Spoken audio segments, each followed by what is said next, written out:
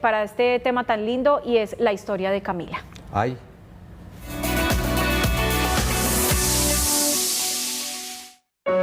Elegí el perdón porque creo que es lo que nos sana. El perdón es una decisión.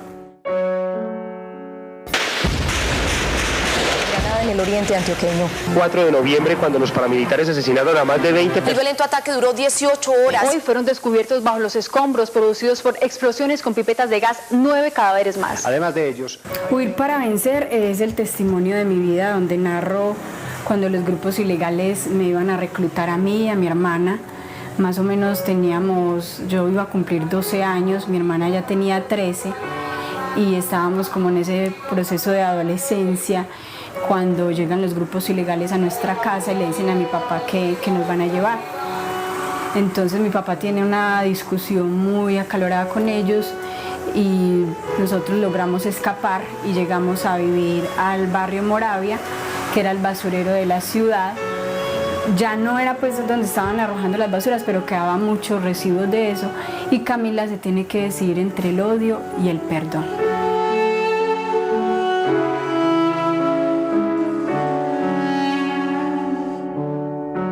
Porque perdonar no es divertido, no es fácil, no es algo que uno dice, ay, sí, qué tan bueno, vamos a hacerlo. No, es un proceso que es doloroso, que cuesta, pero que cada ser humano tiene que tomar esa decisión. Y mucho más las víctimas, que tenemos tantas heridas de guerra. Por ejemplo, a mí me frustraba como pensar que del gobierno me debía dar una beca para ir a la universidad, y yo aplicaba las becas que supuestamente eran para víctimas y me decían, no hay recursos para eso, no, esa carrera no se cubre. Y me quedé como que por muchos años con esa ira, hasta que Dios me dijo, tienes que sanar, tienes que perdonar al Estado. Tú estás triste, estás deprimida por lo que no has logrado, porque no has podido hacer una carrera, cuando no has visto todo lo que yo estoy haciendo contigo. Dios usó el arte para sanar muchas heridas que yo tenía. Heridas como por ejemplo el bajo autoestima, porque llegué a la ciudad, me decían montañera, banano pecoso, bruta, no servís para nada. En la cuadra donde vivíamos pues había mucho rechazo, y todo eso me lo fui creyendo, entonces yo ya me creía la más fea, la más bruta. Pero cuando me encuentro con el arte, con el teatro, me encuentro con ejercicios teatrales que me llevan a confrontarme, que me llevan a enfrentar al público, a vencer los miedos, a darme cuenta quién es Camila.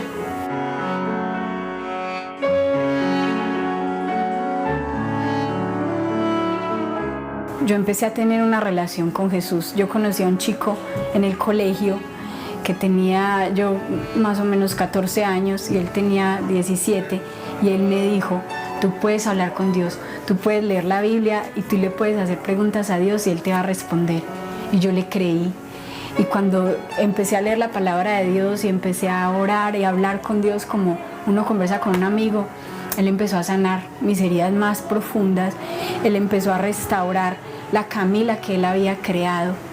Y así yo creo que Él quiere hacer con cada uno de nosotros, porque nosotros somos su creación y Él es el alfarero que quiere restaurar esos vasos que se han roto, esos vasos que se han dañado, y quiere sanar todas las heridas de tu corazón como lo hizo conmigo.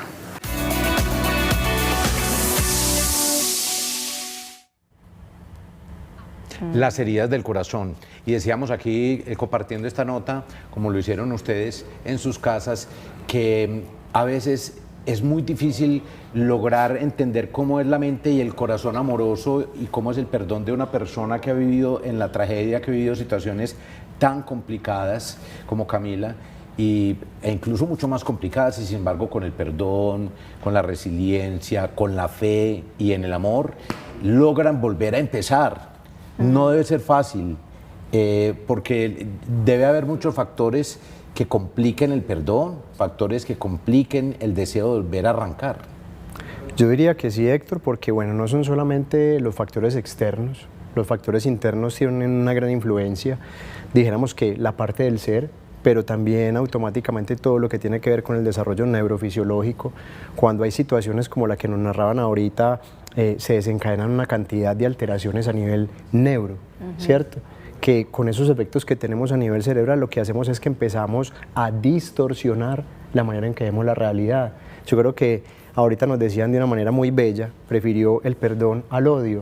Lo diríamos en términos psicológicos, prefirió la adaptación, ¿cierto?, a la distorsión. La luz a la oscuridad. Correcto, dicho en otras palabras, sería así. Además porque apegarse al odio significa también apegarse a todos aquellos protagonistas de manera negativa que Claro. nos fueron llevando por la oscuridad de la vida. Es vivir en ellos, ni siquiera es darme la posibilidad de vivir yo, no. Cuando yo odio al otro, cuando me quedo en los rencores antiguos, me quedo viviendo en la vida de los demás.